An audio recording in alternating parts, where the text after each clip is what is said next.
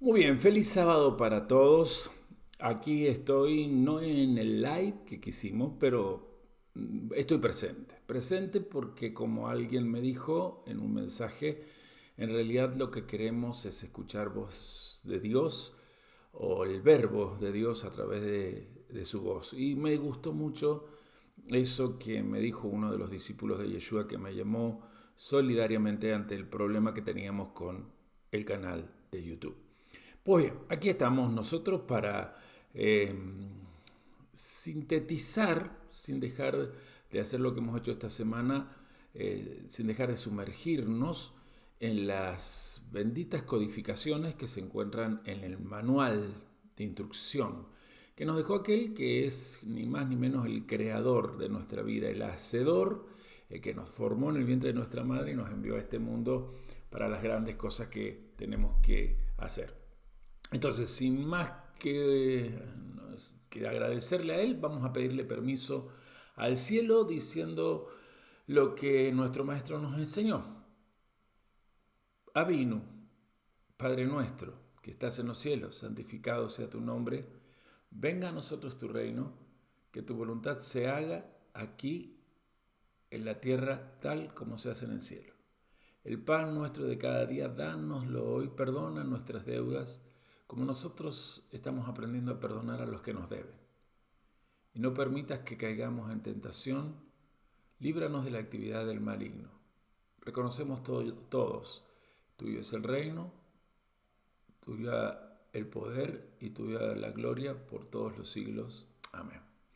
Y tomamos entonces nuestra bendita Torá, diciendo bendito eres tú, Yud Het Vahei, que nos regalas la Torá, y nos vamos directamente a Vayikra, o Levítico, capítulo 19.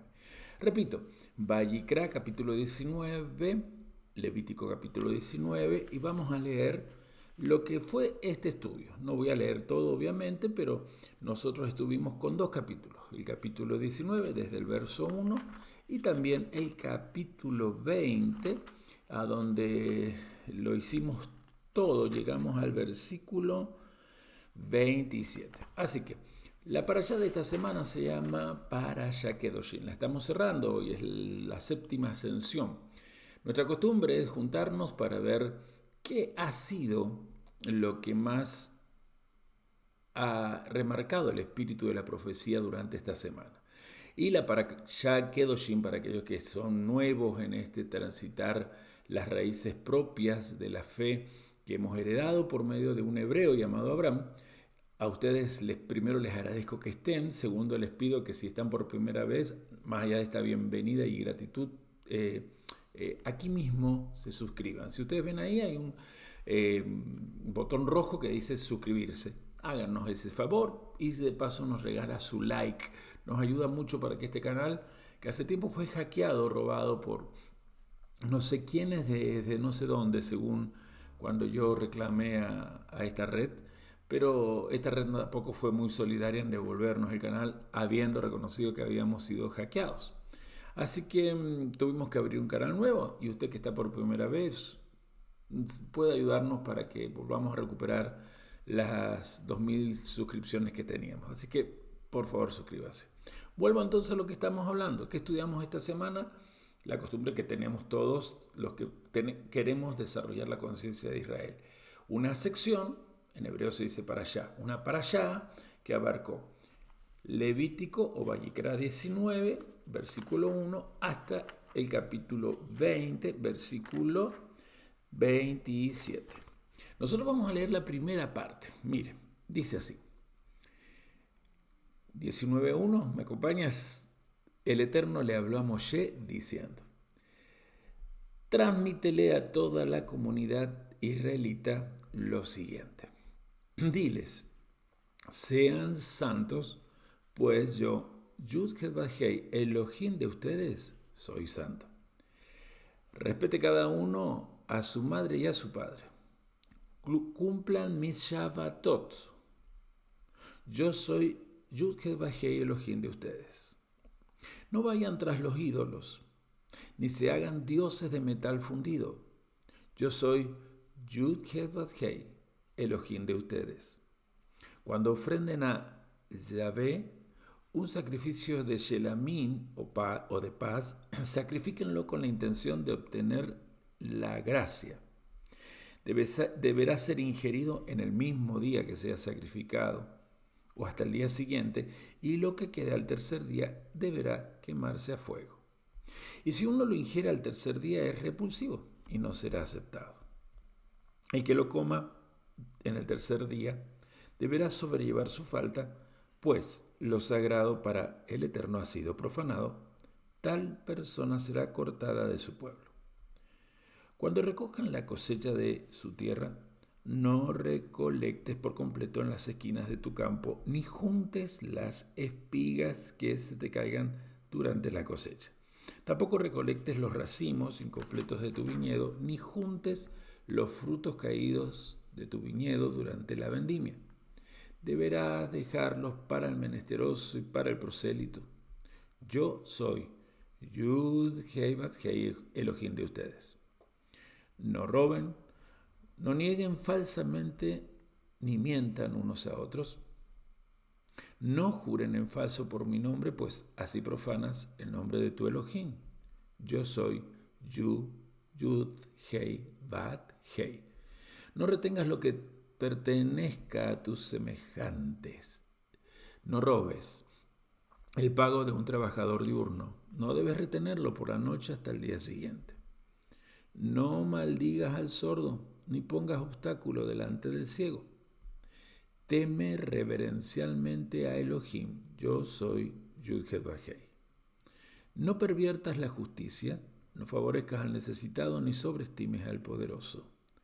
Juzga a tu prójimo con rectitud.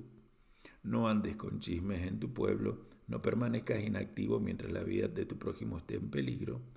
Yo soy Yud He Vav Hei. No odies a tu hermano en tu corazón. Debes reprender a tu prójimo y no cargues una falta por él. No te vengues ni guardes rencor contra la gente de tu pueblo. Ama a tu prójimo como a ti mismo. Yo soy Yud He Vav Hei. Aleluya y amén. Nuestro amado Padre Celestial, nuestro Avinu, como me gusta también decirlo en hebreo, nos está haciendo un desafío impresionante desde estos primeros versículos. Y es aquí donde yo quiero con ustedes llegar a que entendamos que desde el versículo 1 ya empieza a mostrarse la voluntad de Elohim.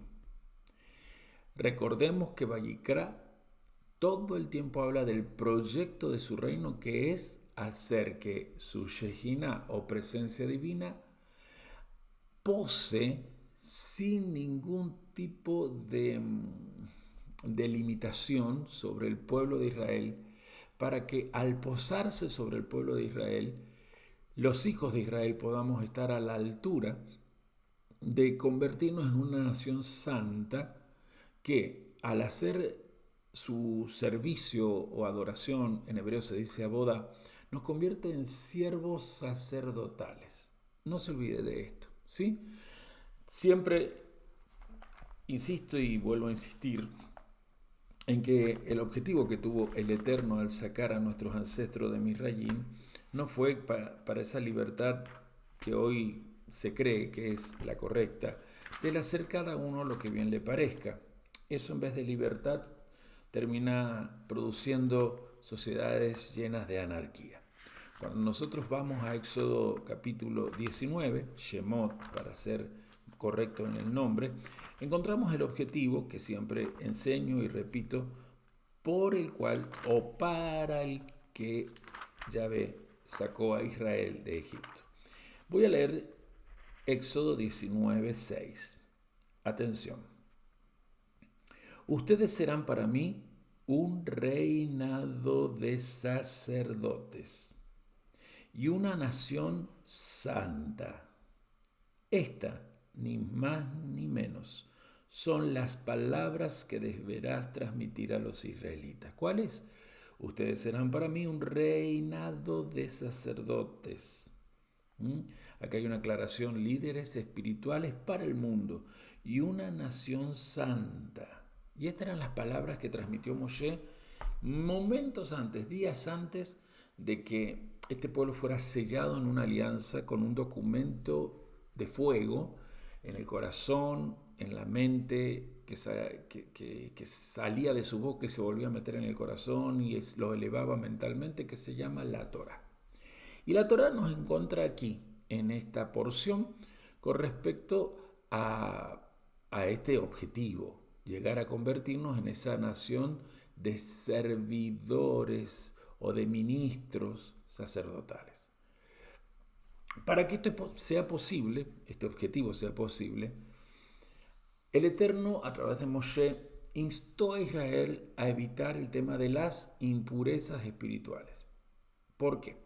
Porque las impurezas espirituales generan prácticas ajenas a la voluntad del Eterno, que es buena, que es agradable y que es perfecta, y que lleva a que en esas prácticas el hombre entre en el hedonismo, específicamente en el placer por placer mismo de la energía sexual, y hace que justamente aparezca toda esa religión falsa que es la idolatría, que aquí en este capítulo, en estos dos capítulos, está enumerado.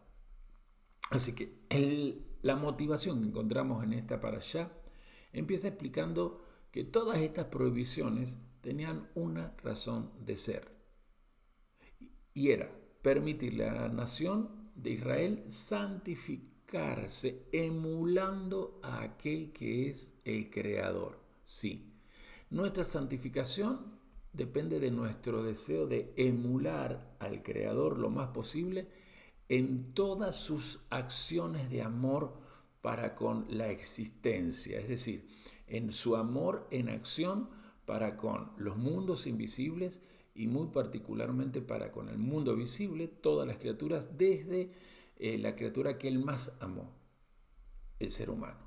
De tal manera amó Dios al mundo, allí entra toda esa idea de cosmos físico, que ha dado a su Hijo unigénito para que todo aquel que en él cree no se pierda, mas tenga vida eterna.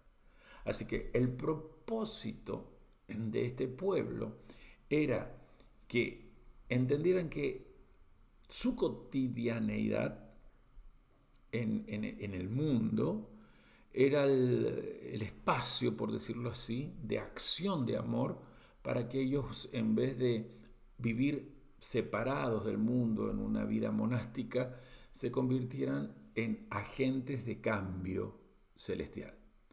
Así que apegarse a los misbot o mandamientos del Señor hablaba de poder comprender para qué eso que quedó después escrito en tablas de piedra, llamado el Decálogo o las Aseret Hadibrot, las 10 palabras de poder, las 10 palabras de verbo activo, pues bien, se convirtieran en acciones de amor, en vidas prácticas de un amor que transforma el mundo. Por eso en esta transmisión, en esta lección, yo quiero llevarlos ni más ni menos a esta palabra: sean kedoshim, sean santos. Y cuando recién yo pedía permiso al cielo y a todas las esferas celestiales, que en este bendito conteo del Homer estamos siempre evocando, por alguna forma de decirlo, desde tomar conciencia que esos mundos dependen de nuestras acciones y nuestras reparaciones de acciones impuras, ¿no? Pero recién cuando les pedía permiso, hacíamos el Avinu, el Padre Nuestro, y yo decía: Abba nuestro, o Avinu, que estás en los cielos. Y hay algo que siempre decimos y no lo logramos entender: santificado sea tu nombre. En otra forma de traducir lo que esta frase dice es que tu nombre se mantenga siempre santo. Y cuando Yeshua enseña la oración, aquellos que lo escuchaban, que tenían una cultura llamada la cultura del judaísmo, es decir, una conciencia de Israel, entendían que el nombre del Eterno se mantiene santo en tanto y en cuanto haya un pueblo que él mismo escogió, que él mismo salvó de las garras materialistas de Misraín o Egipto, y ese pueblo que se llama Israel, pues bien, quiera ser una nación santa. Y acá es donde nosotros captamos lo que al decir el Padre Nuestro pedimos, ¿no? Aquel que es el santo y fuerte de Israel nos ha separado de las demás naciones para servirlo, para convertirnos desde ese servicio o abodá, como en hebreo se traduce, también se traduce abodá como adoración, desde esa adoración en espíritu y en verdad llegar a ser ese reinado de sacerdotes y ser reconocidos como una nación santa. Haciendo un parate aquí en esto que explico, hoy, desde ese Estado de Israel, que no es la nación de Israel, es un Estado político, notamos que las acciones mismas, especialmente de los líderes sionistas que hoy la gobiernan, no tienen que ver con la santidad.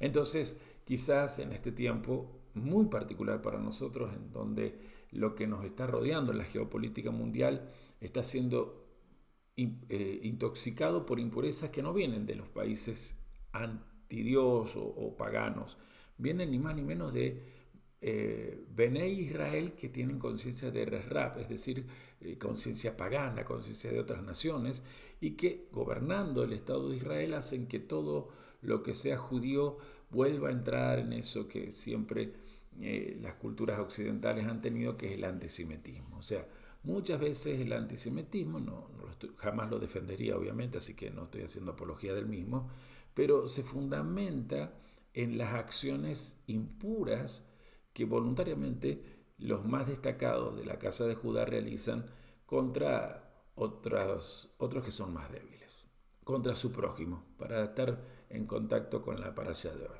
Así que estamos en la parashá número 30 y esta 30ª lectura de la Torá, y en el libro de Levítico Vaikra sería la lectura o el estudio número 7, es la 7ª lectura de estudio. Se llama, vuelvo a decir, Kedoshim, que significa santos. Y cuando nosotros vemos esto, lo vemos especialmente en el versículo 2. Lo leía recién. Capítulo 19, verso 2 dice, uy, me quedé con...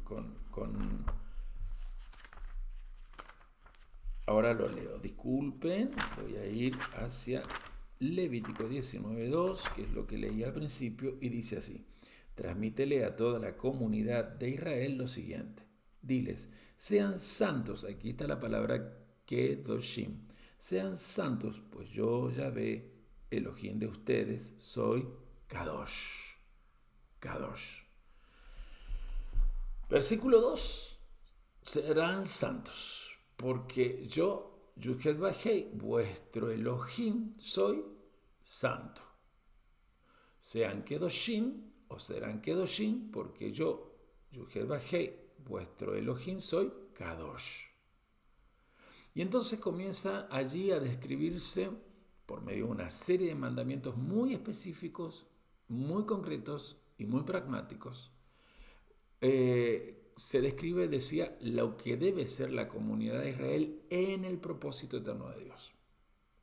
Y el primero de los mandamientos que justamente tenemos que ver aquí es ese: sean santos. Es decir, reverenciar el nombre de Dios, y en estos mandamientos lo vamos a ver con la reverencia y honra que se le debe dar a papá, a mamá, y desde esa honra a la paternidad, también la honra a los Shabbatot, es decir, al sábado en su doble dimensionalidad de vibración. Aquí versículo 3 lo tiene así. Leo de nuevo el 2. Transmítele a toda la comunidad de Israel lo siguiente. Diles, sean santos, pues yo, Yahvé, Elohim de ustedes, soy santo. Y el 3. Respete cada uno a su madre y a su padre. Cumplan mi Shabbatot. Yo soy Yahvé, Elohim de ustedes. Santidad es lo que pide el Señor. Santidad. Y yo aquí no puedo dejar de recordarles o compartirles de alguna manera que estos dos capítulos llenos de palabras prácticas que Elohim o Yud Bajei, nuestro Elohim, tiene para que podamos vivir una vida santa, la llevó, pero al pie de la letra y en forma perfecta nuestro amado Yeshua. Cuando Yeshua estuvo aquí, enfatizó mucho el principio de estar en esa clave, emulando al Eterno en todo lo que hacía. ¿Cómo podemos ser santos? Es una pregunta que siempre las personas hacen. Y esa pregunta seguirá mientras el Señor no venga antes en la mente de muchos creyentes. ¿Cómo podemos ser santos? Y la clave o respuesta a esta pregunta se encuentra en lo que Deuteronomio Devarim 28:9 tiene. Y andarán en sus caminos. Por allí podría yo partir con esta respuesta, digo, lo que hoy vamos a hablar. Ahora, claro, ¿qué es andar en los caminos del Eterno? Emular las acciones del carácter divino. Emular las acciones que surgen del corazón de Dios, donde está el carácter divino. Y el corazón de Dios es ese mundo emocional que trabajamos en el conteo del Homer. Es decir, la Sefirot del conocido grupo de esferas celestiales como en el nombre de Seirampín, el rostro pequeño o el hijo que muestra el rostro del Padre. No se olvide de esto que acabo de decirles o decirte. Mejor anótalo. Emular las acciones del carácter divino es tener en cuenta más que nada el corazón de Dios como corazón de servicio. Allí está uno de los secretos de la santidad. O sea que así como el Eterno es misericordioso, nosotros estamos llamados a practicar misericordia. Así como el Eterno es justo, nosotros estamos llamados a hacer justicia. Así como el Eterno es bondadoso y paciente, por lo cual siempre se dispone a perdonar, así nosotros debemos ser pacientes y bondadosos y perdonadores. Así es como puedo explicar esta primera o esta introducción a lo que vamos a hablar. Fue Yeshua, decía recién, y lo vuelvo ahora a reiterar, quien enfatizó que este era el principio rector de la vida de cualquier israelita. Es más, él dijo que este era el principio rector de su propia vida. Esto es lo que le daba autoridad a la enseñanza que él tenía. Porque si tenemos que pensar, él mismo va a decir que en ese momento, cuando él se está manifestando aquí en la tierra como un ser humano y está caminando para ser reconocido no solamente como el Mesías de Dios, sino como el Hijo del Dios viviente, había un tramo, un sector, para ser más específico, del judaísmo, que era la secta de los fariseos, que en realidad amaba practicar la justicia, pero no tenían como principio rector el practicar la justicia desde anhelar ser kedushim, es decir, gente que emula a Dios en lo que dije, en su bondad, en su misericordia y en su capacidad de perdonar.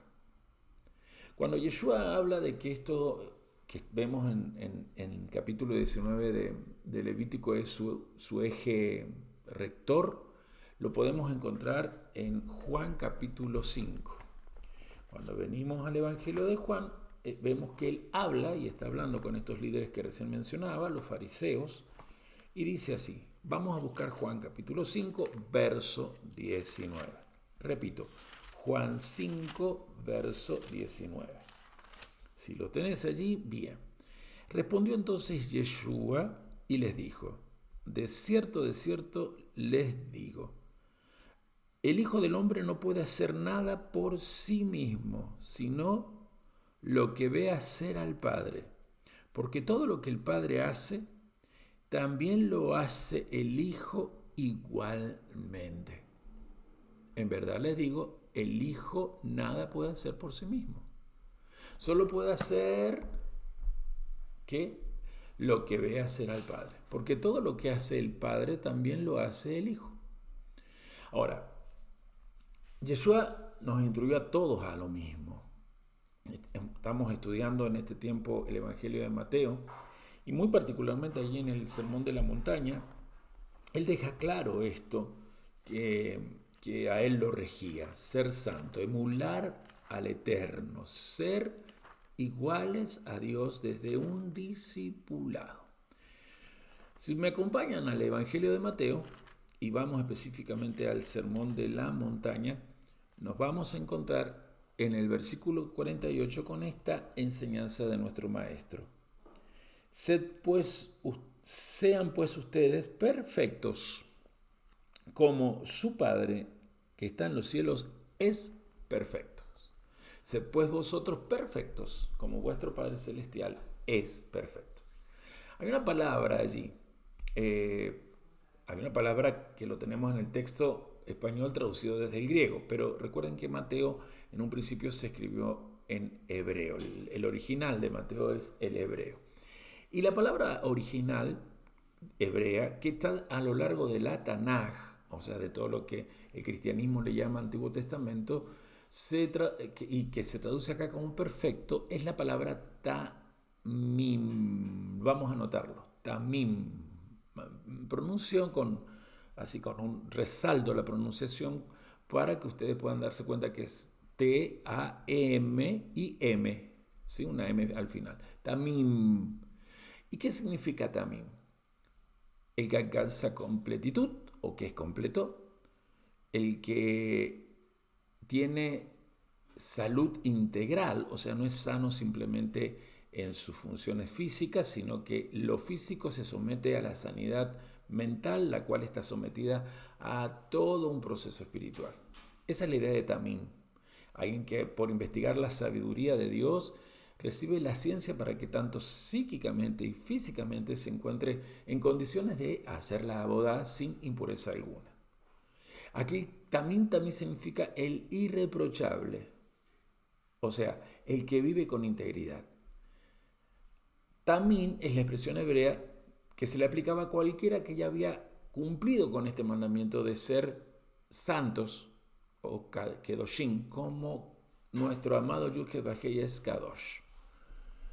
Voy a pedir que primero me puedan solucionar el tema de una mascota acá molestando. Sí, muchas gracias. Perdón por esta intromisión, ¿sería? No. Pararse aquí por ruidos extraños que hacen a veces las mascotas, ¿no?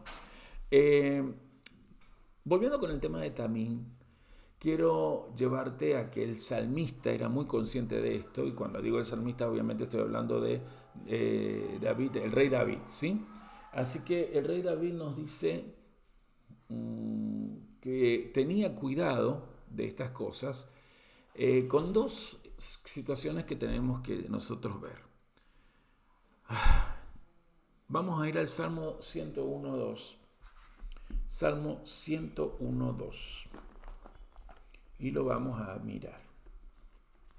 Pido disculpas por todos los inconvenientes de ruidos ajenos a la enseñanza que ustedes también están escuchando. No lo puedo evitar. No son míos, no son de mi responsabilidad. Salmo 101, verso 2.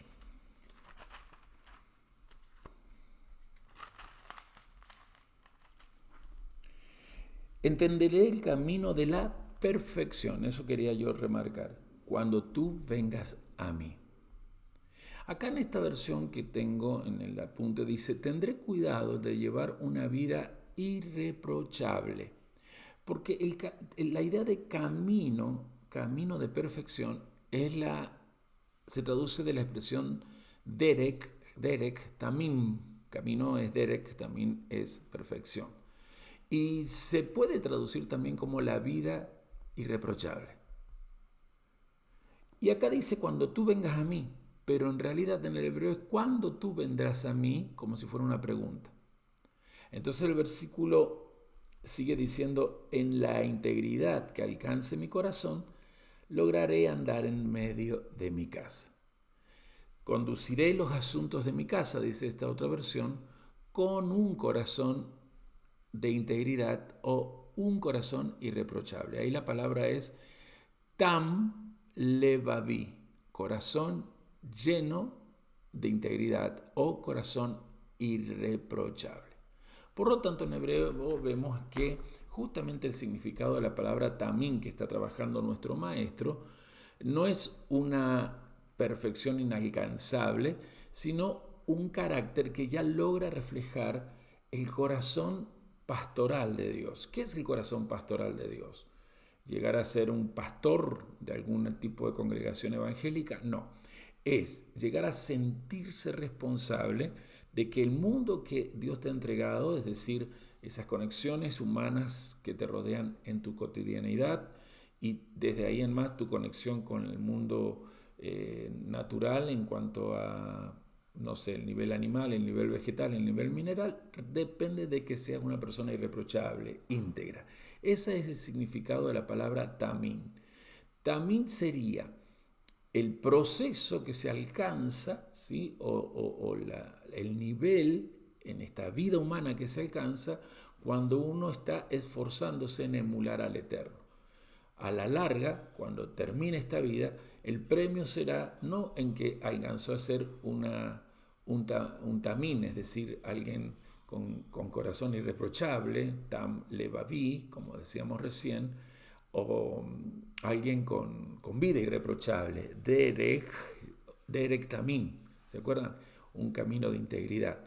No, cuando uno llega al final y ha andado por camino de integridad y ha alcanzado a desarrollar ese carácter de tan levaví o corazón irreprochable, eso significa que la kedushá o santidad de Dios en uno ha hecho que lleguemos a la estatura y plenitud de aquel que se llama Mashiach. Así que una vida intachable, derek tamim, y un corazón intachable, el tam levaví o lep tam también se dice, lep es corazón, tam es lo intachable, lo perfecto, siempre se refieren a una vida en pureza. O sea que cuando se traduce como perfecto no se habla de alguien sin ningún tipo de mancha o que nunca se equivocó en nada, sino que se habla más bien de personas que procuran que las impurezas constantemente se vayan de sus vidas y que aquellas acciones impuras que de alguna manera afectaron al mundo desaparezcan. Así que si queremos caminar en los caminos o senderos del Eterno, tenemos que aprender a que la Kedushá o santidad es la fuerza que nos permite alcanzar ese corazón puro que Dios está buscando. Por eso esta porción de la Torá llamada Kedoshim revela que la perfección y la pureza se abrazan naturalmente en una persona que es íntegra y, como el Salmo 24 lo expresa, no se presta para el engaño. También el Salmo 26 lo dice, no rechaza el entrar donde hay engaño. Cuando leía recién el verso 11, decía: ustedes no robarán, no mentirán, no se engañarán los unos a los otros. Y esto va mucho con lo que en el Salmo 101, del 6 al 7, encontramos. Se los leo, Salmo 101, 6 al 7. Mis ojos estarán puestos en los que son fieles aquí en la tierra, para que ellos sean los que habitan conmigo. Aquel cuyo andar es irreprochable, acá tenemos esto del derek también, ¿ven? Ese me servirá. Nadie que practique el engaño entrará a habitar mi casa. Nadie que hable mentira se encontrará diariamente en mi presencia. Elegí esta versión porque la verdad que está muy entendible a la hora de esta practicidad, ¿sí? La santidad es ni más ni menos que esta integridad en la cotidianidad. Así que Kedoshim no es cualquier para allá. De repente se convierte en el corazón, como lo dije al principio del estudio de Vayikra, en el corazón del libro de Vayikra. Serán santos, ya que yo, Yud-Heh Vah-Hei, vuestro Elohim, soy santo, y esa santidad entonces comienza diciéndole al pueblo lo que Dios quería. Yo, Yud-Heh Vah-Hei, su Elohim, soy santo. Esta frase que la podemos de repente pasar rápido porque para nosotros desde a veces las estructuras dogmáticas es una obviedad, no debería ser a veces obtenida en rapidez. El versículo tiene una gran información celestial. Informa que la santidad del pueblo de Israel puede llegar a vibrar en tal magnitud que llegue a hacer que cada integrante del pueblo y a Israel toda se parezca al eterno Dios. Así que antes de entregar la Torá, Dios le dijo al pueblo: ustedes serán para mí un reinado sacerdotal y se convertirán en una nación santa. Y este objetivo, que fue dado ahí mientras hacían el conteo del Omer, por decirlo así, tenía un sentido para aquellos que lo escucharon y su descendencia. En ustedes está la capacidad de alcanzar un nivel elevado llamado el sumo sacerdocio. O sea, con la medida misma de amor con que Dios separó a Aarón y sus hijos para que Aarón y sus hijos se convirtieran en los representantes de Israel, todo Israel en las 12 tribus, al mirar el trabajo de la casa sacerdotal, tenía la ventaja de un regalo maravilloso celestial. Saber que así como se comportaba Aarón y sus hijos, ellos podían llegar a comportarse y configurar esa masa crítica o colectivo llamado reinado de sacerdotes nación santa, que puede hacer que el resto de las naciones también imite o emule a Dios. Así que con todo esto hay un mensaje muy fuerte. En cada ser humano existe el potencial para la santificación. En cada ser humano existe ese potencial para llegar a grados de madurez en donde al compararse con Dios se le pueda llamar a ese ser humano un ungido.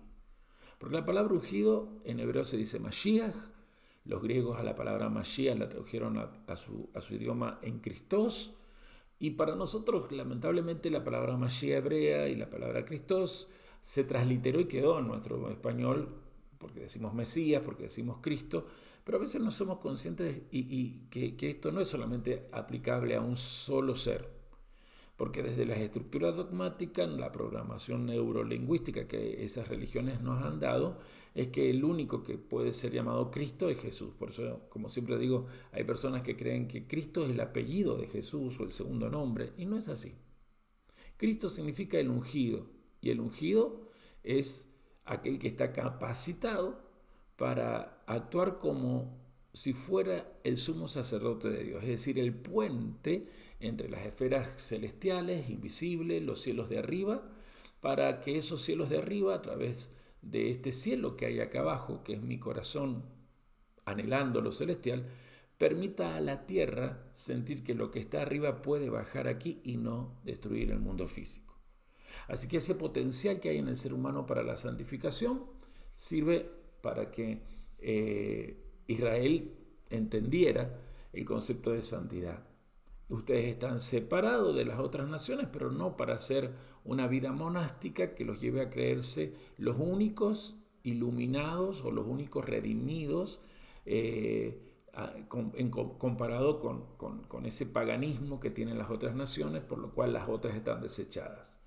Cuando Yeshua viene, rompe esto último que estoy diciendo, porque esto último que estoy diciendo estaba en la idea de los saduceos, y por causa de los sacerdotes mismos, los saduceos de ese tiempo, en la idea de todos los judíos. Y es más, luego el rabinato que va a descender de esta secta que recién les comentaba, que es el fariseísmo, va a llevar también este concepto de los judíos como los únicos escogidos y el resto de las naciones como, perros. En la época de Yeshua lo llamaban perros y en este tiempo también, ¿no?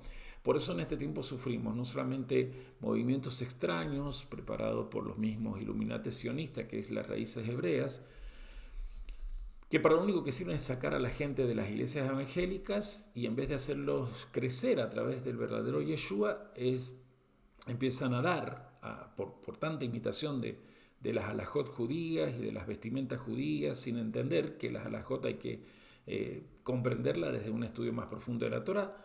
Pues bien, empiezan a dar contra Yeshua, o sea, primero dan contra Jesús, empiezan a hablar de un tal Yeshua y terminan diciendo Yeshú porque se hacen noágidas, y como noágidas tienen que aceptar que el tal Yeshua, que en el cristianismo se llama Jesús, no tiene nada que ver con el Mesías, que aún no se ha manifestado y que ha de venir. Esto que estoy diciendo pasa en la mente de muchos miles o cientos de miles de personas hoy, y es lo mismo que pasó por Israel, muy particularmente en la época que viene Yeshua. Y Yeshua lo que tiene es eso. Él no viene a cambiar a Israel por una nueva religión llamada iglesia o una nueva nación llamada iglesia. No, él viene a edificar esa congregación o Keilah, de donde viene el griego eclesía y de donde se deriva nuestra palabra iglesia, palabra española. Él viene a edificar la Keilah que por 15 siglos por lo menos cada uno de los israelitas que había ido naciendo no se había encargado de edificar. ¿Cómo se edifica Israel?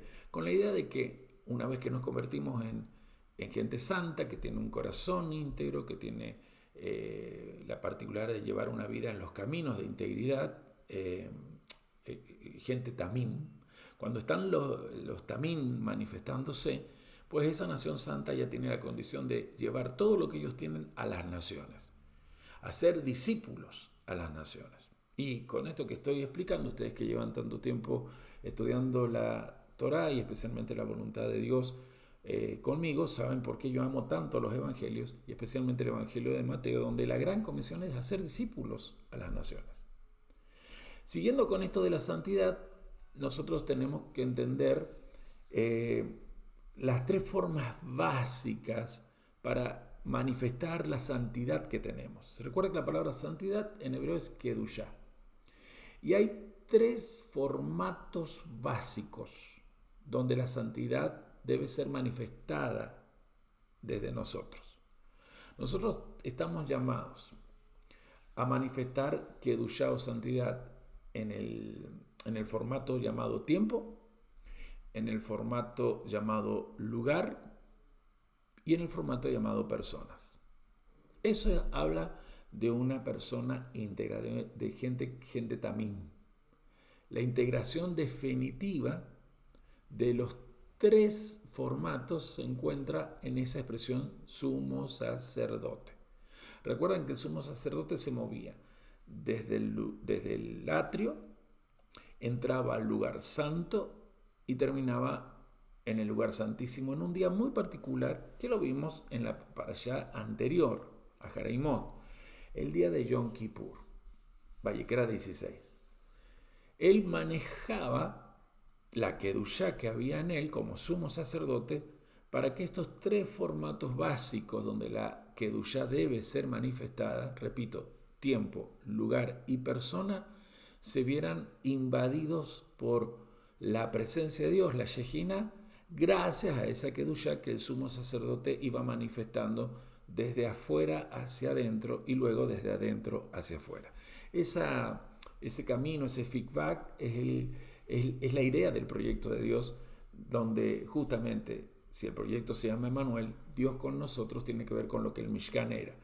El creador mismo, Elohim, Yud-Heh-Vah-Heh Elohim, manifestado en la creación desde un habitáculo, desde una nave cósmica que puede no solamente contenerlo, sino al contenerlo, llenarse de su espíritu para que toda la existencia, sea lo invisible y también lo visible, siempre esté en la armonía. Así que la persona que quiere este manejo de la kedushá se convierte realmente en una parte real del propio Dios. O sea, dentro de su ser se puede apreciar que habita el Eterno y que desde su interior se expresa desde la santidad en estos niveles de estos tres factores donde la santidad tiene que dominar y desde el dominio manifestar potestad. Tiempo, lugar, persona. Así que cuando nosotros somos afectados por los límites que la materialidad nos pone, es porque en realidad no entendemos qué es este llamado a ser santos. El Eterno habló a Moshe diciendo: dile a toda la comunidad de Israel, serán santos porque yo, Yud-Heh-Vah-Heh, vuestro Elohim, soy santos. O sea que ser santo no significa lo que quizás en las connotaciones o sustratos dogmáticos se va dando a entender. Desde la connotación, por ejemplo, de Roma, ser santo es tiene que ver más bien con una posición celestial que se adquiere después de muertos. Pues bien, eso no es así. O si no, en una condición particular que se adquiere si uno se va a un monasterio. En la visión de Israel eso no existía. Déjenme que al entrar en mis apuntes pueda darle varias definiciones de lo que significa ser santos. Voy a buscar aquí la parashá Kedoshim. Aquí he llegado y tengo varias cosas para hablar, pero lo que más me interesa es contarles a ustedes esto de qué es ser santo. Uy, no lo dejé marcado. Pues bien, no hay problema con eso. Acá tengo todos los mandamientos que hay en esta parashá. Son un total de 13 mandamientos positivos, si quieren anotarlos, después voy a ver si alcanzo a dárselo, y un total de 30 mandamientos negativos, ¿sí? Así que esta pregunta de qué es ser Kadosh está bien respondida en forma práctica cuando uno se aproxima a lo que es el estudio de Kedoshim. Bien, a ver.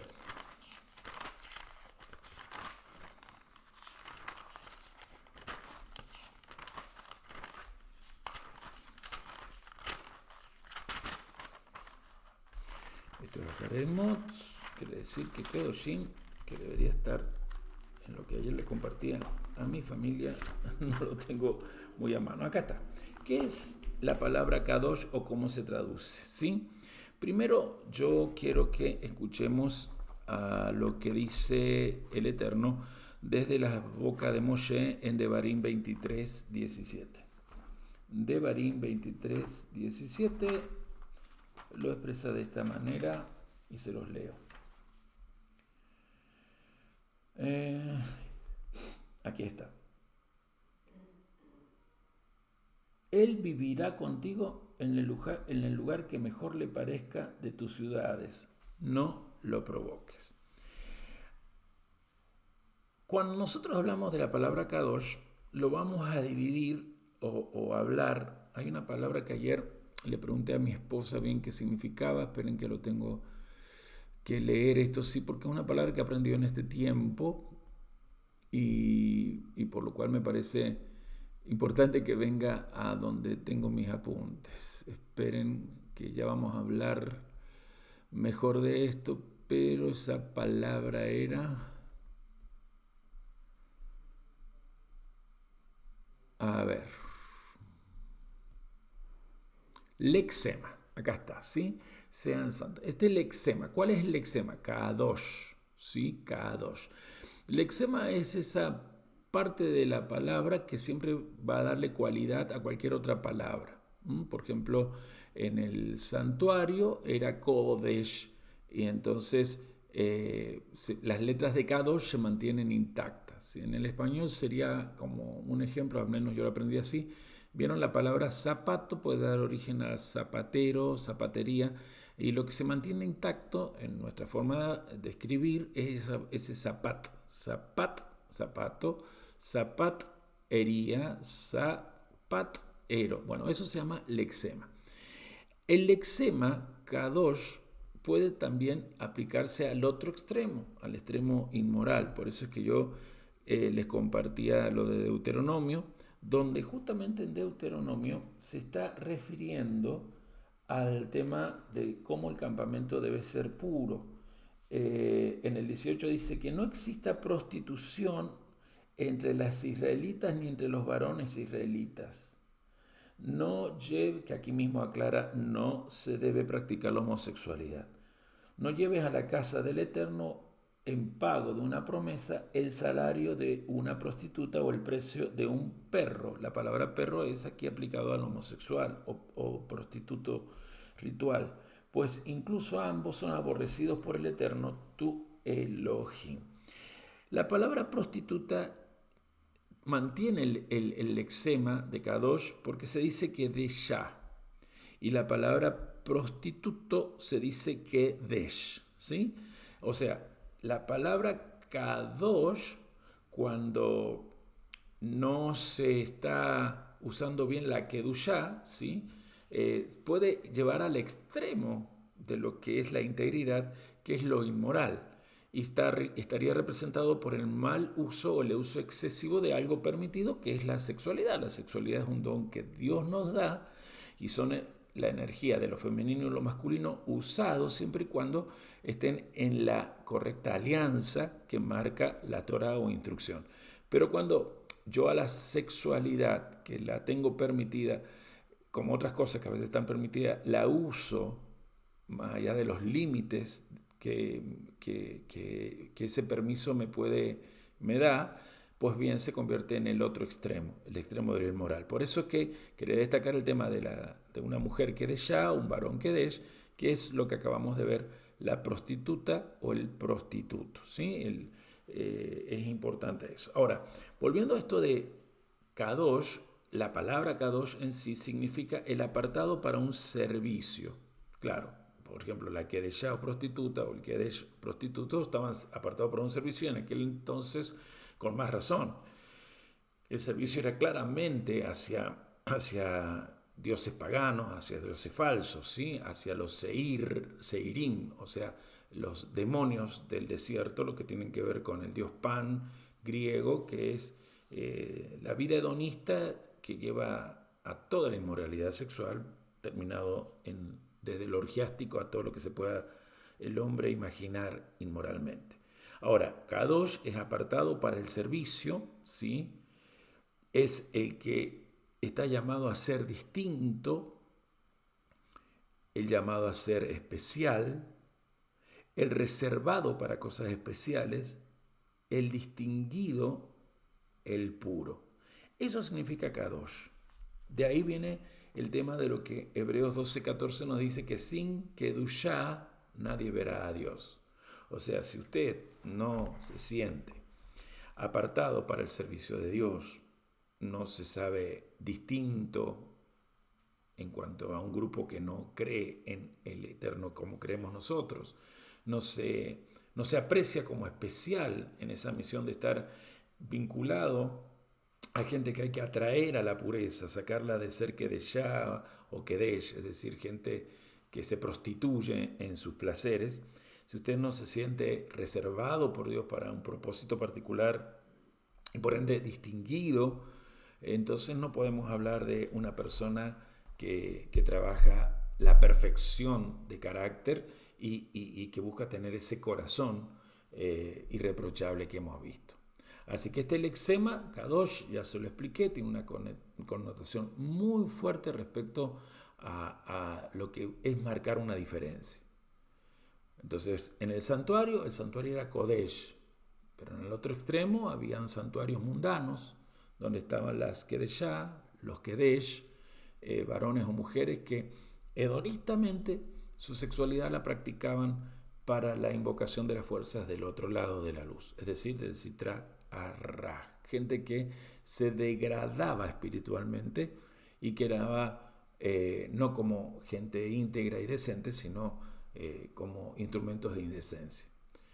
El mandato de ser santo exige que todo aquel que se considera varón o mujer con conciencia de Israel evite las relaciones ilícitas que se describen en todo el capítulo previo. Cuando terminamos a Jarei Mot, nosotros aquí en Levítico 18, nos encontramos que se describe una serie de posibilidades que se convierten en puertas en realidad a un ramal de acciones inadecuadas que tienen que ver con las relaciones sexuales ilícitas. Estúdiesla, léala, porque recomiendo que se dé cuenta de que no está desconectada y por eso en otras oportunidades a Hareimot y Kedoshim vienen juntas. Este año nos ha tocado separadas y qué bueno, porque podemos al separarlas cada tanto someter más nuestra alma a una mayor profundidad de lo que allí se dice. Quería proponerles que escuchen lo que el Rambán sostiene con respecto a este concepto de la Kedushá y el manejo. Dice el Rambán que la santidad o Kedushá no se limita solo a la observancia de una categoría específica de mandamientos, sino que aquí, en este mandato de ser santos o Kedushim, el Eterno hace una exhortación a que la actitud de cada israelita hacia todos los aspectos de la vida siempre sea regida por la moderación y particularmente en el área de lo permisible. Eso dice el Rambam. Así que Rambam con N, siempre les digo que está el Rambam, que es el que acabo de citar, y el Rambam, que se conoce como Maimónides, ¿sí? Así que hay una memorable frase de Rambam que dice así: quien únicamente observa la letra de la Torá puede convertirse con facilidad en una persona, en un degenerado de ese aval que la Torá le da, porque tal persona podría observar los requerimientos formales de un mandamiento mientras al mismo tiempo se entrega a la búsqueda de la autocomplacencia o la glotonería y al desenfreno sexual. Dios exige de una persona que habita en Israel y se llama judío que no se conforme con el mero apego a la letra de la Torá, y por ello al mandamiento de ser santo nos exige, como los sabios lo han entendido, santificarnos en lo que también nos es permitido, absteniéndonos no solo de lo que se nos prohíbe expresamente, sino asimismo de excedernos en aquellas cosas que se nos permite. Wow, eso amplía mucho la idea de esto de Kedesh y Kedeshá, que habla de gente. O sea, ¿el sexo está permitido? Sí, pero el sexo en un contexto y en un marco de Kedushá, en un marco de Kedushá que se llama, de ahí viene Kiddushin, Kiddushin se traduce como matrimonio, pero lo más sagrado que la alianza de la Torá provoca es que un varón y una mujer, permitiéndole a Yahvé estar en el medio, se conviertan en gerentes de un legado de linaje, de hijos con linaje de sacerdocio. Y acá es donde, quizás con esto último que dije, podemos conectarnos a lo que vimos en lo referente a esa relación que se hace de honrar a madre, honrar a padre o reverenciarlos, y también como que va pegadito al guardar los Shabbatot, ¿sí? Entonces me gustaría por ese lado meterme con ustedes.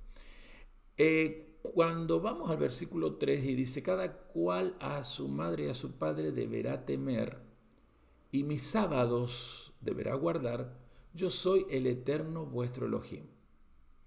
Eso de a su padre o a su madre deberán temer o reverenciar, dice otra expresión, la idea hebrea es esa, es la idea de expresar honra, que está en el Decálogo. Y nosotros sabemos que el Levítico 19 es una serie de mandamientos que lo que están expresando es cómo hacer que el Decálogo sea en lo cotidiano algo realmente práctico, no sea imposible de llevar a cabo, sino al contrario, sea factible de vivirlo.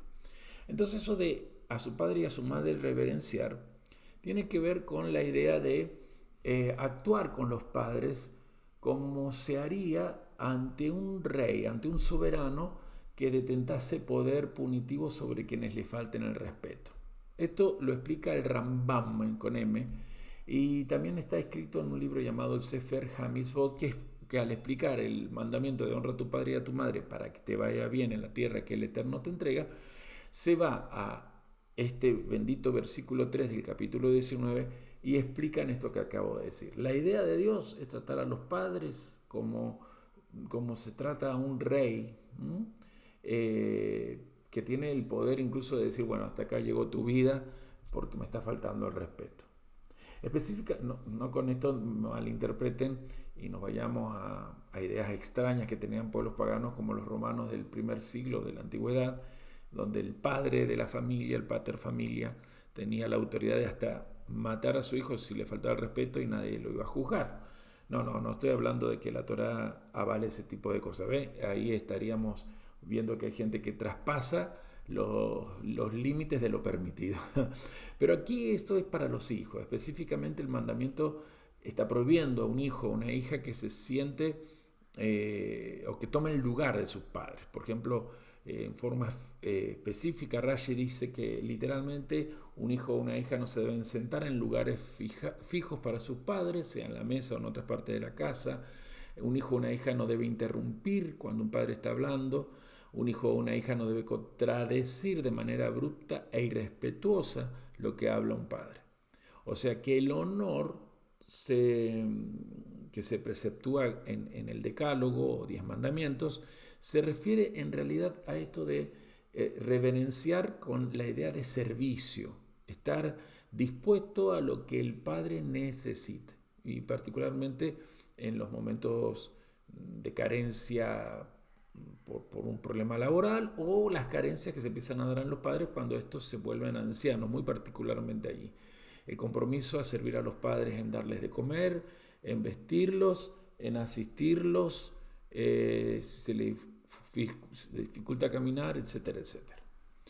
Pero lo que interesa acá también en el versículo 3, que respete cada uno a su padre y a su madre, cumpla mi Shabbatot, yo, Yud-Het Vah-Hei, Elohim de ustedes, como que está relacionado. Mi Shabbatot guardarán. Y esa justaposición de estos dos mandamientos en un solo versículo, reverenciar a los padres y observar los Shabbatot, hace que los sabios se hayan siempre dedicado en su enfoque al estudio profundo de esto.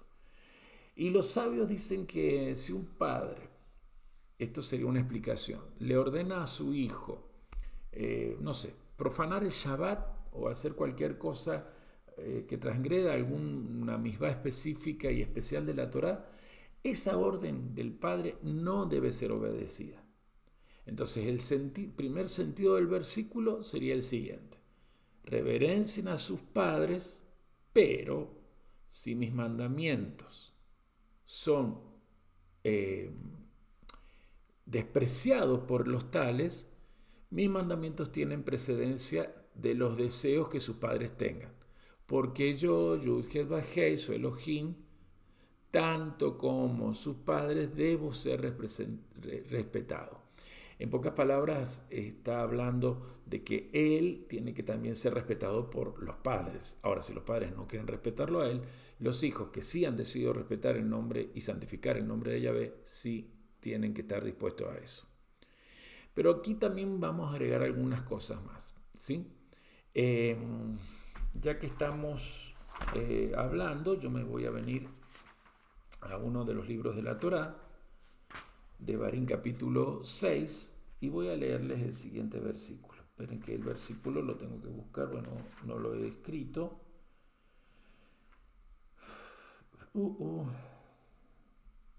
Sí, versículo 3. Repito entonces, Devarim, Deuteronomio 6:3. Reverencia a Yud-Het Vah-Hei, reverencia a Yahvé, tu Elohim, y sírvelo. Solo entonces podrás jurar por su nombre. Así es como sale aquí. ¿Por qué leo este versículo? Porque la palabra reverenciar, la Torá la equipara, esta palabra, con esto sale en 19:3 de Levítico, ¿sí? El temer, reverenciar a los padres. Porque los tres, y esto es lo que tenemos que saber, los tres, o sea, tanto Yud-Het Vah-Hei, nuestro Dios, como un papá y una mamá, los tres en los cielos son vistos como una sociedad tripartita para que un ser humano venga a la existencia. O sea que cuando alguien honra a sus padres, inmediatamente en los cielos se anota que el tercer socio de esa triada, es decir, Yud-Het Vah-Hei, ha sido también reverenciado. O sea, el tercer socio, ya que dije eso, va a decir: estoy considerando ante la actitud de este hijo y o hija como si yo viviera visiblemente entre su papá y su mamá y el tal me hubiese honrado a mí. Esto está en el Talmud, en Kedushin 30b, una explicación muy interesante. Así que si lo pueden ustedes ver, uno como que abre la cabeza en todo esto, porque aquí viene un secreto muy grande de por qué guardar los Shabbat, los Shabbatot, ahí está en hebreo. ¿Por qué es importante el Shabbat? Y el Shabbat tiene ese doble mandamiento, recordarlo y guardarlo, ¿sí? Acá dice en el versículo 3, respete cada uno a su madre y a su padre, cumplan mis Shabbat. Yo soy Yahvé, Elohim de ustedes. Mi Shabbatot en realidad es. Y justamente la Torá está hablando de Shabbatot en plural, aunque si vamos a las versiones españolas se habla de cumplan con el sábado, como si fuera un solo día. Y no es muy usual acá este tema de referirse al sábado como si fueran muchos sábados en él, o sea, en una pluralidad. Esto es lo que también llamó la atención por los siglos a los sabios, pero yo hoy les quiero citar lo que explica el Zohar en su enseñanza llamada Terumá. ¿Qué secreto hay en esto de mi Shabbatot? Bueno, el Zohar explica que aquí se alude a una especie de Shabbat superior y un Shabbat inferior. Miren, para que ustedes puedan tenerlo más en cuenta, les voy a recomendar que vayan a mi blog, Apóstol David Nesher. El blog se llama davidnesher.com.ar, por si usted no lo conoce, davidnesher.com.ar. Si usted lo anota así, davidnesher.com.ar, se va a encontrar con un blog. Pero ponga también en el Google, en el buscador o cualquier buscador que use, ponga David Nesher, ahora ponga el símbolo más, plus, y ponga esta expresión: 2 sábados en un solo día. Shabbatot, 2 sábados en un solo día. Allí yo estoy explicando la primera vez que se da a entender esto en el versículo 16 de Éxodo 31. Shemot 31, 16. Éxodo 31, 16 dice: los hijos de Israel cuidarán el Shabbat para hacer del Shabbat un pacto eterno por todas las generaciones. Acabo de decirlo, hay un Shabbat superior, hay un Shabbat inferior. Uno es para cuidarlo y otro es para hacerlo. Entonces, si bien lo de Éxodo pertenece a la parashá Ki Tisa, este versículo es interesante porque cuando los hijos de Israel recibieron esto, se les dice que se deben guardar. ¿Pero por qué es interesante? Porque el verbo guardar en la cosmovisión hebrea tiene que ver con una actitud de vigilancia constante, un celo que no se debe perder para proteger y nunca profanar mediante lo que ya conocemos que son las melajot, los trabajos prohibidos. Pero este versículo dice que los hijos de Israel tienen que hacerlo. Dicen que deben guardarlo, o sea, una actitud constante de vigilancia y celo, pero deben hacerlo. Tienen que asegurarse de que esto quede como un pacto perpetuo por todas las generaciones. Así que este mandamiento de Éxodo revela que el Shabbat seguirá hasta que incluso pasen los cielos y la tierra. Esto lo dijo Yeshua, no lo dije yo. Nuestro dueño maestro, cuando en Mateo dice estas palabras, que es una cita que yo siempre voy, en el 17, Mateo 5, 17 hasta el 19, dice: no piensen que he llegado para abolir la Torá o los profetas. No he venido a abolir, sino solo a cumplir, porque de cierto les digo que antes que pasen el cielo y la tierra, ni una jota ni una tilde pasarán de la Torá hasta que todo se haya cumplido. De modo que cualquiera que quebrase uno de estos mandamientos muy pequeños y así se los enseña a los hombres, también muy pequeño será llamado en el reino de los cielos. Pero cualquiera que los cumpla y los enseñe, este será llamado grande en el reino de los cielos. Fíjese qué tremenda la sabiduría divina cuando habla de estos 2 sábados, de estos Shabbatot. Primero en Éxodo 31, 16, pero ahora en Levítico 19, ya lo vamos a ampliar, lo vuelve a tocar. 2 Shabbatot. Eso es la sabiduría divina manifestada en los mandamientos. En un día sábado, ¿sí?, que se denomina Shabbat, primero se encuentra el Shabbat de arriba, el que se debe cuidar. Y los hijos de Israel cuidarán el Shabbat. Pero también se encuentra el Shabbat inferior, el de abajo. ¿Qué significa eso? El que debe tener acciones. Deberán hacer del Shabbat. Deberán hacer el Shabbat. O sea, que el Shabbat esencialmente tiene una kedushá que el Eterno le ha dado antes que el hombre existiera. O sea, si usted se va a Génesis 2, va a encontrar que desde la creación misma, cuando terminó el sexto día, ya el Shabbat estaba creado para que una vez que el hombre fuera creado ingresara en esta dimensionalidad. El séptimo día no son simplemente horas temporarias, o sea, no tiene que ver con tiempo, también tiene que ver con esos otros factores que recién hablábamos. Tiempo, espacio, persona. No se olvide de esto que venimos mencionando. Entonces, este séptimo día debía ser guardado y también debía ser hecho. O sea, que usted guarda y hace. El Eterno creó el mundo pretendiendo que el ser humano, que se sujeta a su Torá, a su instrucción, revele la Kedushá de la divinidad del Creador. ¿Y cómo se revela la Kedushá? Por medio de sus acciones. Tus acciones siempre revelan cómo tu pensamiento y lenguaje interno están conectados y comulgando con los pensamientos y el verbo de Dios para que justamente lo que está en la cabeza de Dios venga a tu corazón y de ahí lo puedas llevar a tus piernas, es decir, a tu andar cotidiano. El alma humana mesiánica es eso, una persona ungida es eso, el que cuida de no profanar el Shabbat, cumpliendo todas las estipulaciones, aún las halajot que se debe hacer en Shabbat. Esta es una señal de pacto entre la conciencia de Israel y Yahvé.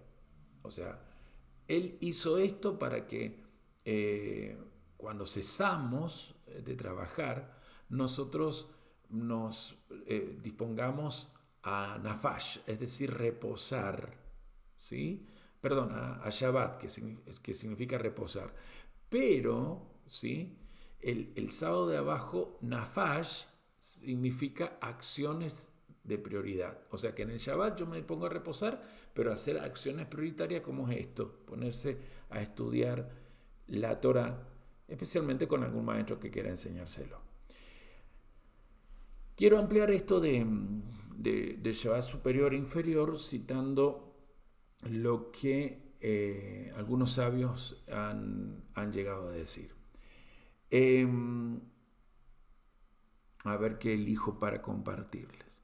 Estoy en el Zohar, pero hablamos de esto, de Shabbat superior y inferior. Bien.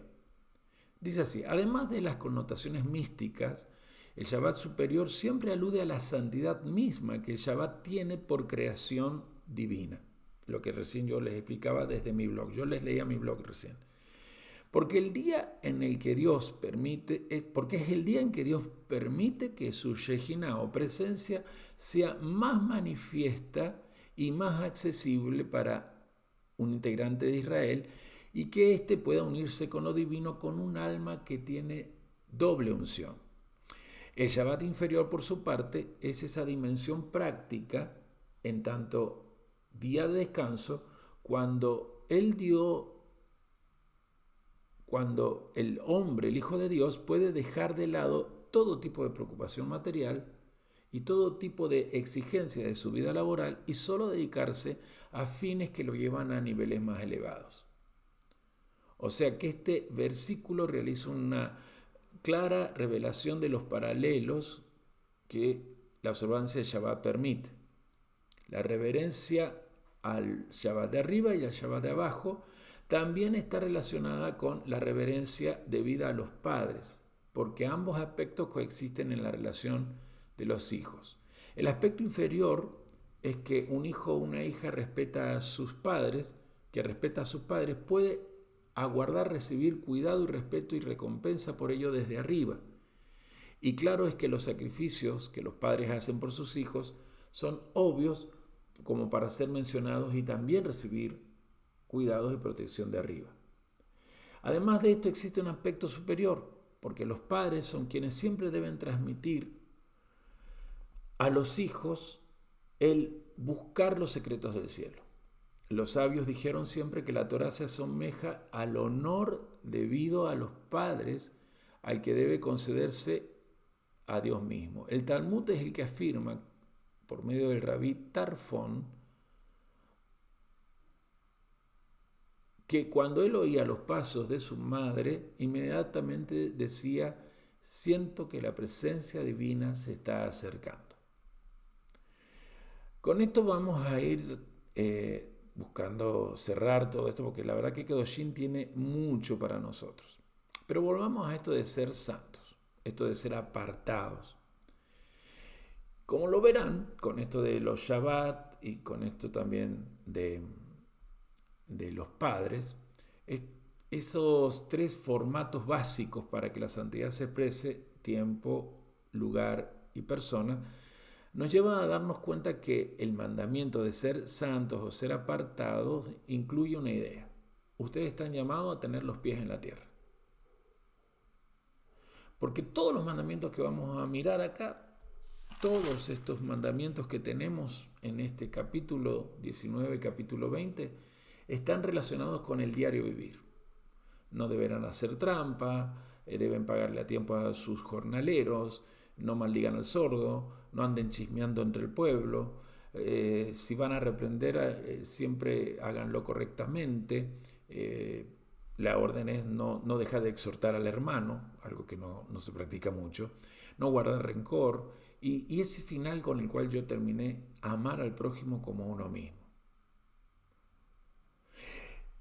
Las primeras comunidades, especialmente en la línea paulina o en la línea petrina, pero estoy convencido que en la línea de Juan también, tenían esta para allá como centro de sus vidas, ya que, como lo vimos, el maestro mismo hablaba de ser perfecto, ser tamim.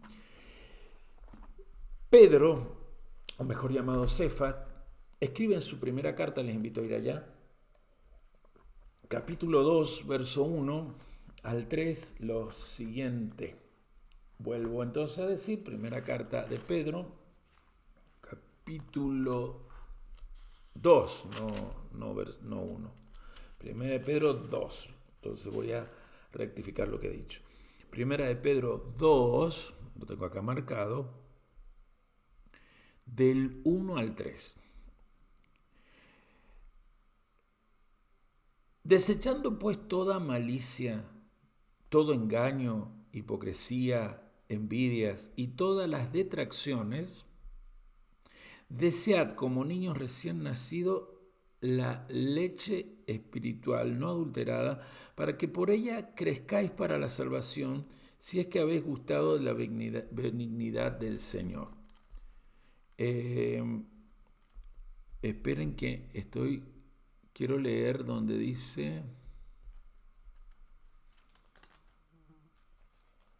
no, está bien. Ahora nos vamos al capítulo 1, ¿sí? Acá está. El 1 lo vamos a considerar desde el 13 al 17 incluido. Por tanto, ceñid los lomos de vuestro entendimiento. Sed sobrios y esperad por completo en la gracia que se os traerá cuando Yeshua Mashiach sea manifestado. Como hijos obedientes, no se conformen a los deseos que antes teníais, estando en vuestra ignorancia, sino como aquel que os llamó es santo, sed también vosotros santos en toda vuestra manera de vivir, porque está escrito, y está citando Levítico acá, ¿no? Levíticos 19:2, sean santos porque yo soy santo. Fíjense que se habla de un anhelo de crecimiento, de madurez en carácter, en integridad, y se habla de despojarse de malicia, engaño, hipocresía, envidia, todas esas formas que hay de comportarse de las personas que están en ignorancia.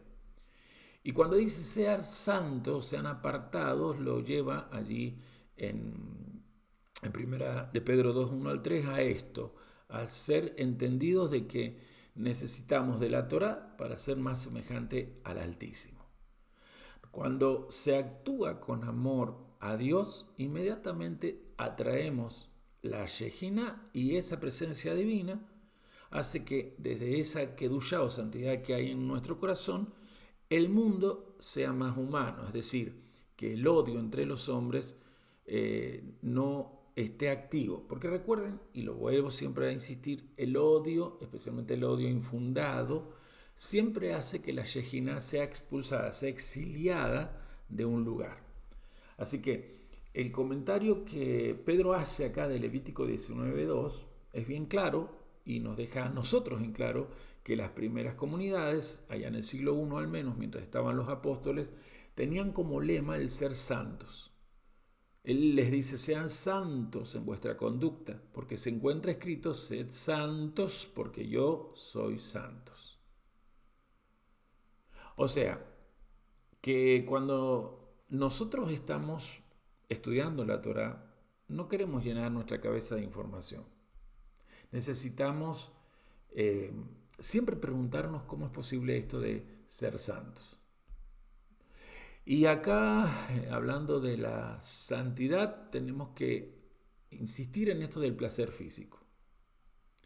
Cuando Levítico 19 dice lo siguiente, vamos a Levítico 19, verso 4, que lo leí, no va a haber, verso 23, perdón, no lo leí, así que nos vamos a ir al 23.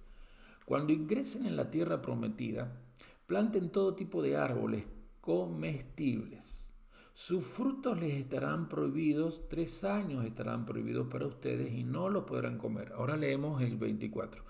Y en el 4.º año todos sus frutos quedarán consagrados para la alabanza de Yud, Het, Bat, Hei. Si quieren leo el 25, terminamos esta parte. Y a partir del 5.º año ya podrán comer el fruto. Así se incrementará la cosecha para ustedes. Yo soy Yud, Het, Bat, Hei, Elohim de ustedes. ¿Qué es esto?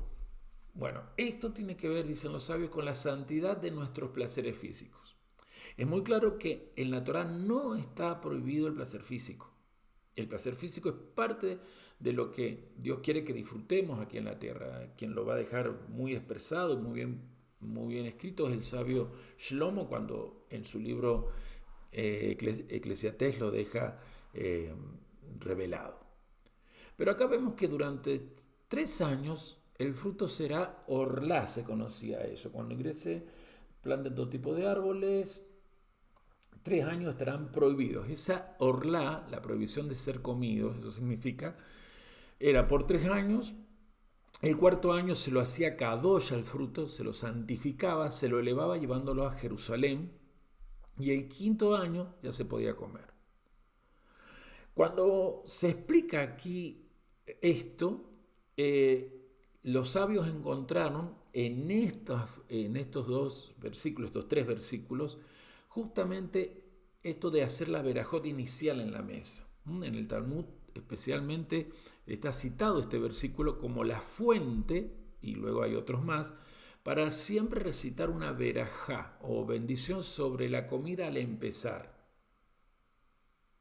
Entonces, cuando dice en el versículo que será en el 4.º año todos sus frutos quedarán santos, consagrados, kadosh, para la alabanza de Yahvé, ¿sí? Esa elevación que se hacía en Jerusalén la podemos y debemos hacer, esto será un alajot, en nuestras casas. Es una bendición antes y después de comer. El después ya sabemos que el Birkat Hamazon.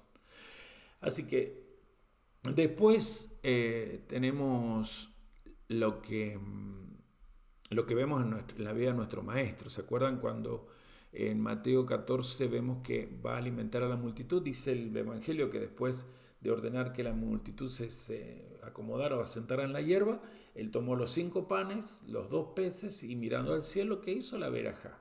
Esta ya en la época del maestro, esta alajá o ley necesaria ya existía. En Lucas también dice que tomó un pedazo de pan, Lucas 22:19, y hizo verajá al Altísimo para expresar gratitud. Pablo escribe en Filipenses 4:6, no te preocupes por nada, al contrario, hagan conocidas sus peticiones a Dios con una oración y petición y también con acción de gracias. ¿Qué es esto de bendecir? Es lo que decimos al empezar a comer. Bendito eres tú, Yahvé, Dios nuestro, Rey del universo, que extraes de la tierra el pan. ¿Para qué sirven las verajá? Primero para mostrar gratitud, ¿sí? Pero no es solo nuestra gratitud por el placer físico que estamos por disfrutar. Es la gratitud de saber que Dios quiere que al placer lo usemos pero en los límites que la Kedushá misma nos indica desde el aprender la Torá. O sea que cada bendición que hacemos nos hace consciente que ese placer es gracias a la benevolencia de Dios. Pero hay mucho más que los placeres físicos. Hay mucho más que los placeres de la materialidad o fisicalidad. Hay placeres que son del mundo espiritual y se logran cuando la santidad a los placeres físicos, que justamente por estar permitido le pone límites y se dedica a buscar en su espíritu las cosas de arriba. Así que cuando hablamos de santidad, incluso a la hora de comer, nosotros sabemos que aún Pablo dice, sea que comamos, sea que bebamos, del Señor somos, está hablando de aprender a participar de los placeres que hay en el mundo físico, pero no anhelándolos como la meta misma o que busquemos el placer físico por placer mismo. Eso se llama hedonismo y es una de las manifestaciones del materialismo que entró por medio de la Nahash o serpiente antigua, cuando en el árbol de la ciencia del bien y el mal llevó a la humanidad a esta caída en el pecado que nos encontramos. Así que eso quería resaltar. Pero me parece muy oportuno volver a esto de la reverencia a padre y madre, guardar los sábados como una gran relación. ¿Por qué? Porque hay algo que me gustaría decir y que está muy enfatizado en el Talmud, este punto de los Shabbatot y la honra a los padres como una misma cosa. ¿Qué dice el Talmud? Bueno, el Talmud hace énfasis en este punto. Cuando el santo bendito sea dijo, yo soy, no tendréis otros, las naciones del mundo dijeron, él está predicando para su propio engrandecimiento.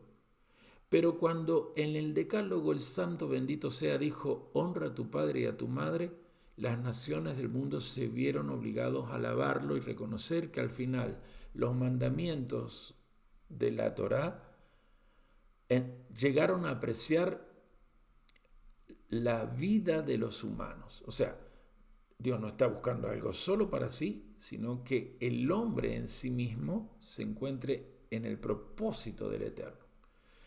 Y algo que no les leí del Zohar, y se los digo ahora, es que la idea de padre y madre, más allá, dice que va más allá de nuestros padres físicos, porque se honra al Altísimo cuando al honrar al padre y madre honramos la energía creativa de Yud-Heh-Vah-Heh como Elohim, cuando desde su lado derecho la luz pasó al lado izquierdo y desde el lado izquierdo al derecho hasta llegar a este Malhut donde habitamos. Es decir, se honra los aspectos de lo masculino y lo femenino del Altísimo. Recuerde eso.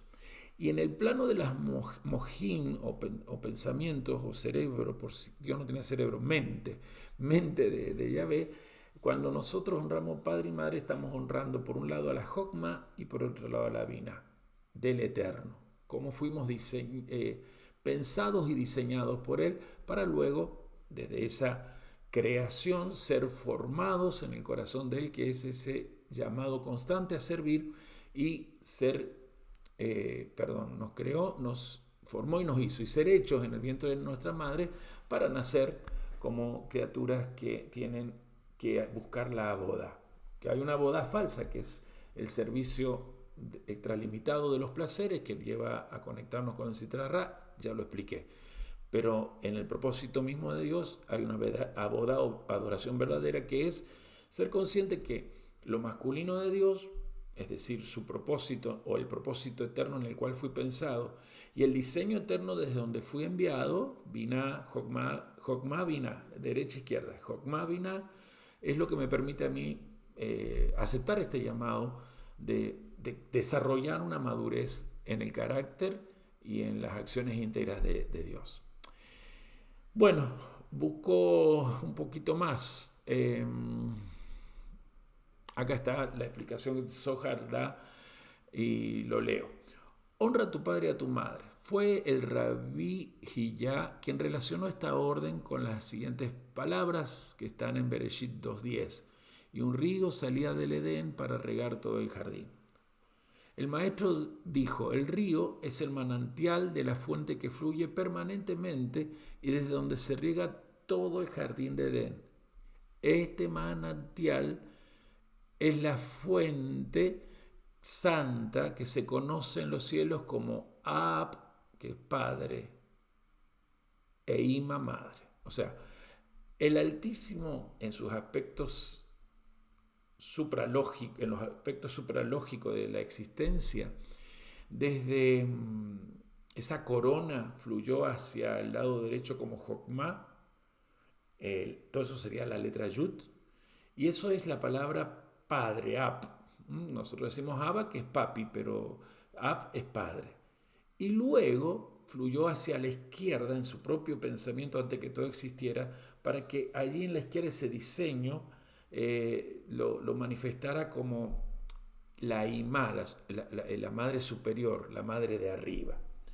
Por eso es que nosotros no necesitamos buscar una madre como el pueblo pagano lo busca, y en el caso del paganismo de Roma, lo que siempre salió del paganismo de Babel, lo ha disfrazado en la adoración o veneración de la Virgen María.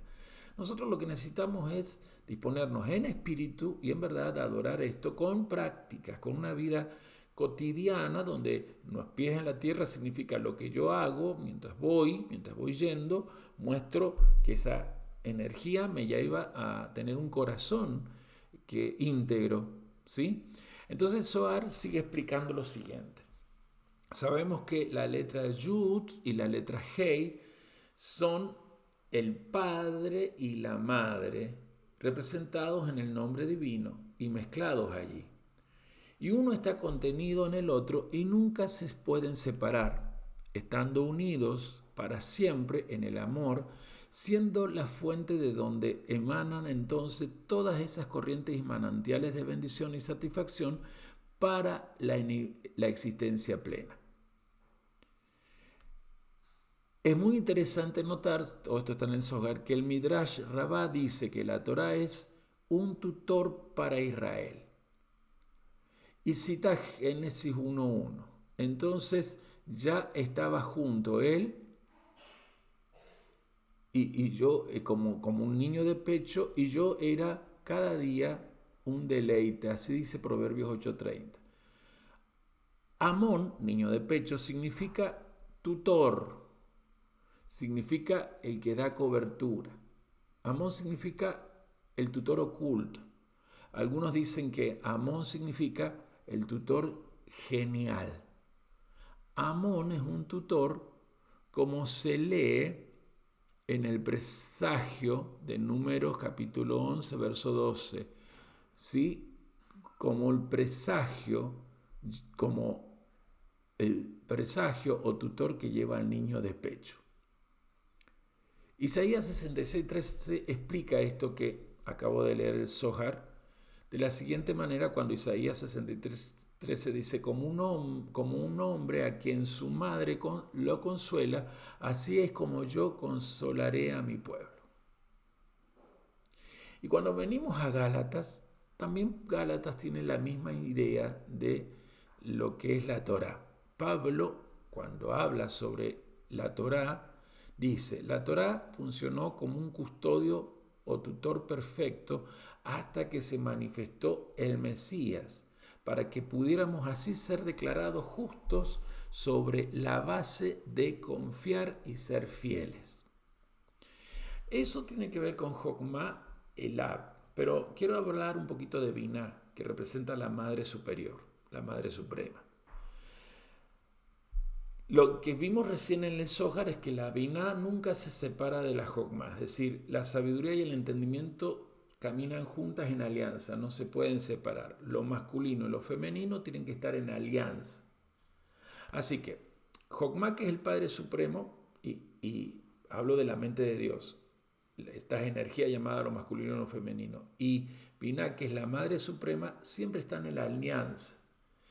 Esa alianza permite que los hombres aquí tengan lo que se conoce en hebreo como el Ruach HaKodesh, es decir, la presencia de Dios mismo en esas dos energías como una garantía de que el hombre sí puede lograr emular a Dios, ¿sí?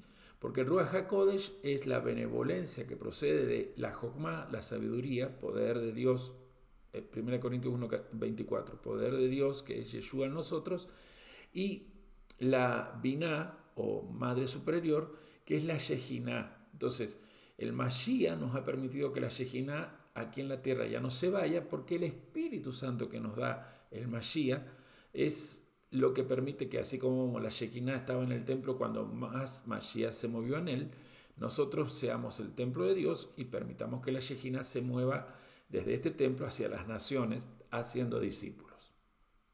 Mashiach dice así, mira, Juan 15:26, cuando venga el Consolador, refiriendo al Ruach HaKodesh, el Espíritu Santo, a quien yo les enviaré del Padre, desde el diseño de propósito de Jokmah, el Espíritu de verdad, que sigue saliendo del Padre, Él entonces dará testimonio de mí.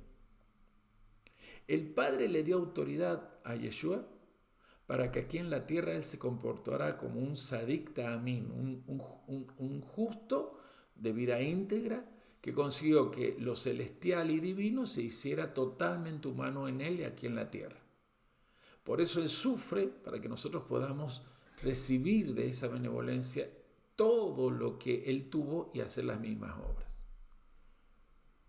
¿Qué se dice con respecto a la parte femenina de la mente de Dios, Biná, de donde va a proceder Geset, Geburah, Tiferet, Nesach, Hod y Yesod, es decir, el Serampín, el corazón de Dios? ¿Qué se dice de Biná? Se dice que Biná es el entendimiento. ¿Pero qué es el entendimiento? Es el propósito de Dios convertido en un diseño de acuerdo a lo que la Torah es y que se puede regresar a él a través de la Teshuvah. O sea que es la contraparte femenina de lo masculino de Dios, su sabiduría, su propósito. Por eso dije que la sabiduría, Jokmah, y el entendimiento, Biná, siempre se mencionan juntos en la Escritura. Si va a Proverbios, que es donde más se usa estas dos expresiones, van juntos, ya que las dos energías se necesitan. Y Biná es la fuente de todas las almas humanas habidas y por haber, desde las que ya existieron y no están, las que existen con nosotros en el mundo entero y las que vendrán hasta que el Mashiach se manifieste.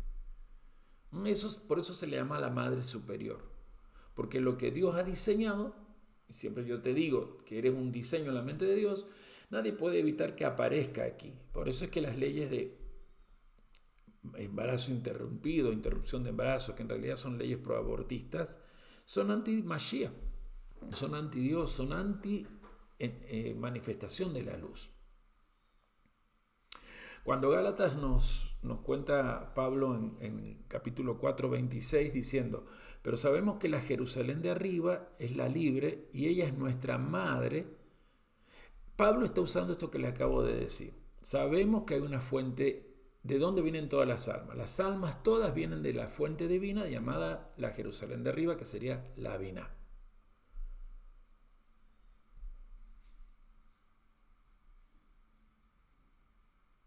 Así que nosotros hemos llegado a estos niveles maravillosos que terminan con ese bendito, ahí dejé de leer lo que leí, ama a tu prójimo como a ti mismo.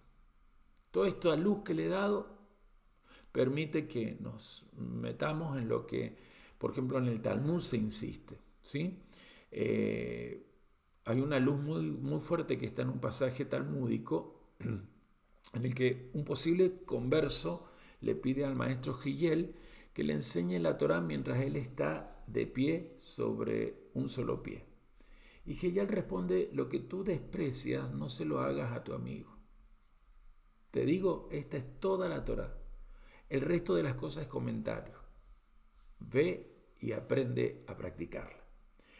¿Por qué este hombre venía a aprender Torah sobre un solo pie? Porque había pasado antes por la casa de estudios de Shammai, y Shammai, como este hombre era un pagano, le dice, bueno, yo te enseño la Torah, pero si te dispones a venir y tomar cada lección siempre estando en un solo pie. Era como ponerle impedimento.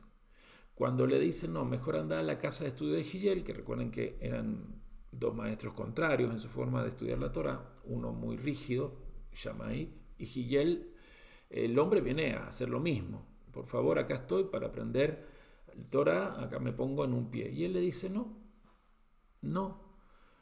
Lo que tú desprecias, pues eso no se lo hagas a tus amigos. En eso consiste la Torah. Todo el resto que quieras aprender es comentario. Ve y aprende a hacerlo. Y es muy fuerte esta historia, ¿no? Porque cuando hablamos de amar al prójimo, nos hacemos mil preguntas. Al mismo maestro se lo dijeron.